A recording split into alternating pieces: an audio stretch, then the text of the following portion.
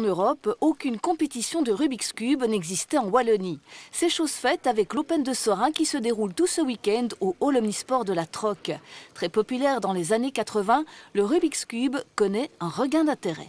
Grâce à Internet et aux réseaux sociaux, toutes les formules et toutes les astuces de résolution de cubes sont beaucoup plus partagées. À l'époque, il fallait acheter un bouquin, c'était compliqué. Aujourd'hui, il y a des vidéos et donc c'est beaucoup plus facile pour les jeunes d'apprendre à résoudre les Rubik's Cube.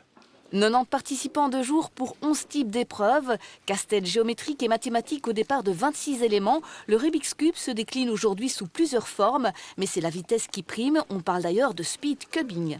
Ça, c'est le 2 par 2 et je sais le faire en à peu près 2 à 5 secondes. Voilà. Combien d'heures d'entraînement tu pratiques? Les jours d'école, généralement, c'est 1 heure. Autrement, en week-end, ça peut aller jusqu'à 4, 5, voire 6 heures par jour.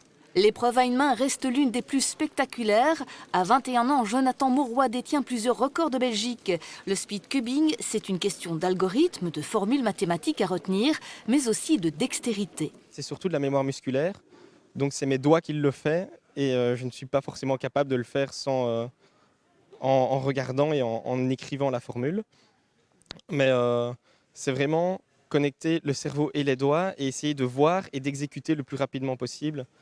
Et c'est ça la difficulté, parce que le résoudre doucement en regardant ce qu'on fait, c'est simple. Mais une fois qu'on fait 10 mouvements par seconde, c'est très dur d'anticiper le cas qui suit. Champion du monde en 2016, le néerlandais Mats Valk est présent.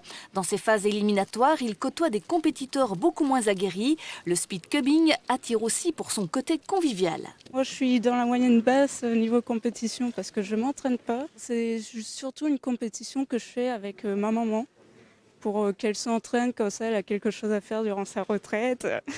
Et comme ça on voyage, on bouge, ça nous fait visiter des villages qu'on ne visite pas d'habitude. Chacun a un tour de rôle, soit participe à la compétition, soit mélange, soit est juge. Et donc il n'y a pas de classement ou de star ou de hiérarchie, et c'est tous les âges confondus, et donc c'est très convivial comme ambiance à une compétition de Rubik's Cube. L'Open de Sorin se poursuit jusqu'à dimanche soir, l'entrée gratuite pour le public qui a l'occasion de suivre quelques champions sur place.